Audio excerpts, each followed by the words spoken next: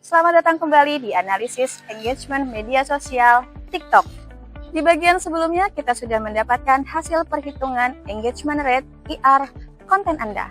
Nah, di bagian ini fokus utama kita adalah mencari tahu alasan mengapa performa tersebut terjadi. Melalui analisis mendalam dan perumusan rekomendasi SMART, hari ini kita akan melanjutkan perjalanan analisis. Analisis pertama adalah demografi audiens. Kita akan cek gender, rentang usia, dan lokasi dominan. Apakah audiens kita sudah sesuai dengan target pasar brand? Mari kita simak. Kedua, kita semua tahu bahwa semakin besar kontribusi dari For Your Page atau FYP, maka semakin tinggi potensi viralitas dan peluang menjangkau pelanggan baru. Ketiga, kita lihat faktor teknis. Apakah konten terbaik diposting saat peak activity tim audiens atau apakah menggunakan trending song? Korelasi faktor-faktor ini dengan tinggi rendahnya IR atau engagement rate. Itu sudah kita rangkum dalam tabel. Sekarang kita tentukan temuan kuncinya.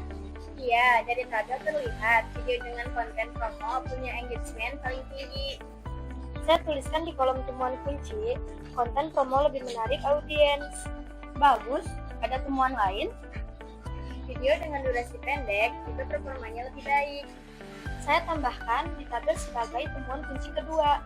Oke, berarti tabel ini sudah merangkum hasil utama analisis kita. Betul. Oke.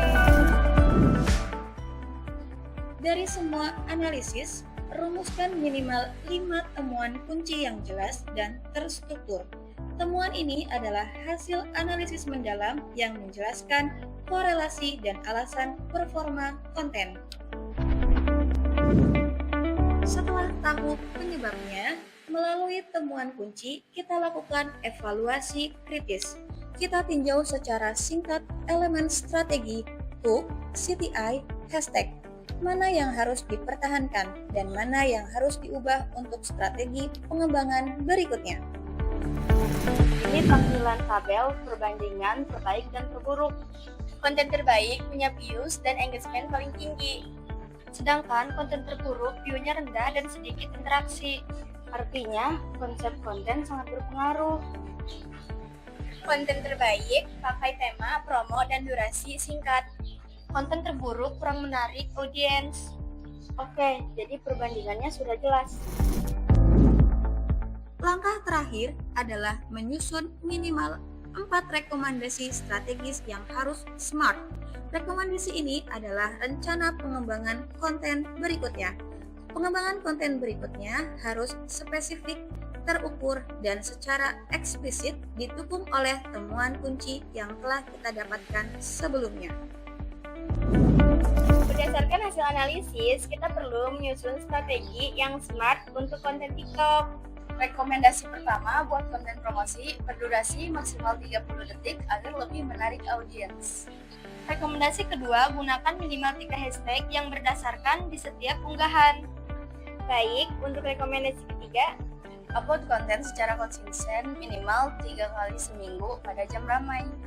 dan rekomendasi keempat, gunakan format video dengan teks singkat serta visual jelas agar mudah dipahami. 4 rekomendasi ini sudah SMART dan siap diterapkan. Kita telah menyelesaikan seluruh proses dari data mentah, kalkulasi, analisis mendalam, hingga penyusunan strategi perbaikan yang cerdas. Selamat menerapkan strategi ini untuk meningkatkan engagement dan penjualan brand Anda. SMK hebat, SMK bisa.